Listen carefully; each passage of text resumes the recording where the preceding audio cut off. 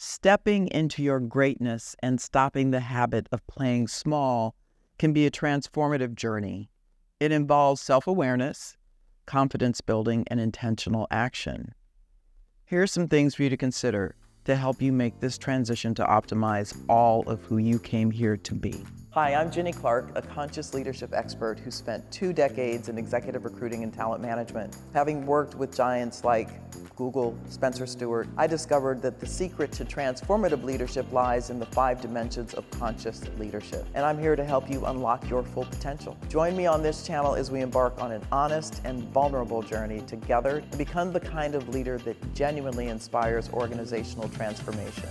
I have a few ways you can get involved in this conscious community. First, I've created a free career map to help you uncover your next career move. Second, I've created exclusive content for you with a community of like-minded leaders. And lastly, I send out a free newsletter every week. To learn more, check out the description of this video. Now, I'll admit, I've played small, off and on, throughout my life and career. It's not that I lacked confidence necessarily. It was more so that I didn't want to call too much attention to myself and outshine others. Humility was always important in my family, so puffery, self-promotion was discouraged. That didn't mean that we didn't celebrate accomplishments. My parents took great pride in my and my brother's accomplishments. Part of my issue was that I was and am tall. I was 5'8" in 5th grade and 6 feet tall going into high school, 6'1" when I graduated high school.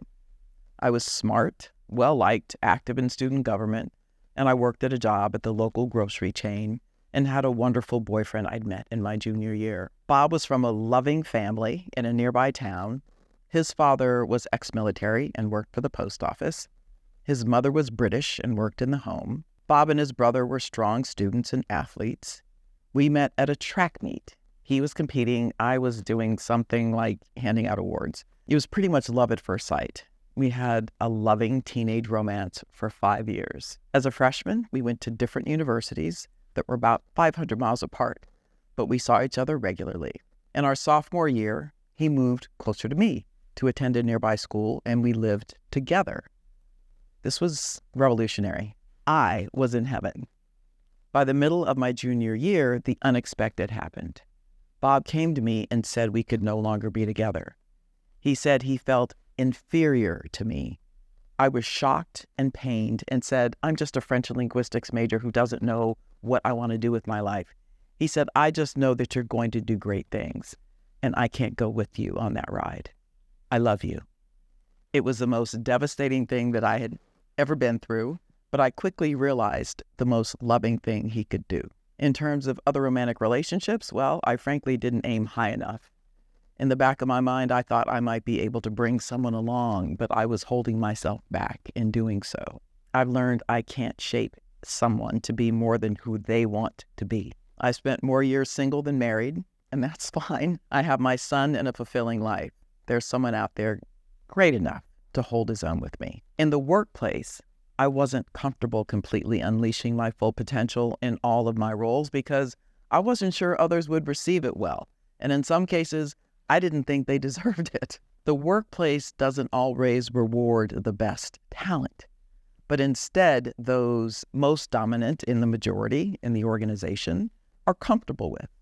The good news for me is that my sense of self is intact and my purpose and commitment to service has never been higher.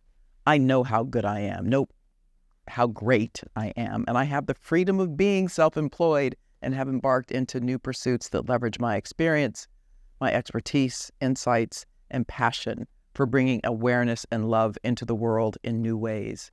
So here are 5 lessons to help you step into your greatness. Develop self-confidence. Sounds easy, but confidence is essential to step into your greatness. And don't confuse confidence with arrogance or narcissism. Love yourself, not the need for someone to love or admire you, or worse yet, the illusion of yourself that you might have created. Just because you have a presence on social media doesn't mean you're confident. Some of the most insecure and neediest people are some of the most visible in that medium. Embrace your uniqueness. Recognize that your uniqueness is your strength. I'm so grateful that my mother used to poke me in the back to make me stand up straight. Once I got to high school, where the boys were taller, I loved my height. That and my intelligence were characteristics I began to appreciate. I embraced my individuality, and I realized I left an impression on people. Reflect on your values and passions. Understand what truly matters to you and what you're passionate about. Identifying your core values and interests can provide clarity on your path to greatness. For me, I want to leave situations better than when I arrived, and personally want to be known for being competent, kind, respectful, and honest. Take calculated risks. I took calculated risks and was willing to move beyond my comfort zone by going into business sectors where I was often one of a few or the only woman or person of color. Those experiences stretched me. They taught me resilience and perspective for what came next. Learn from failures. I have my share of failures and disappointments, but I've always rebounded because I believed in myself. I understood that setbacks and failures are part of the journey that ultimately propelled me forward. Here's what I want you to take away from all of this. Remember that stepping into your greatness is a personal journey, and it is not a moment in time. It will evolve over time. It's about becoming the best version of yourself and making a positive impact on the world. Stay committed to your growth, be open to unexpected opportunities, and continue to believe in your potential. I know firsthand how taking that first step can be the catalyst for a life-changing transformation. I remember the moment I decided to harness my own strengths, and it made all the difference in my career. That's why I've created a career mapping tool just for you to help you uncover your unique competencies and leverage them to design your own career map. Take the first step towards your next level by clicking the link in the video description, and let's start this incredible journey together.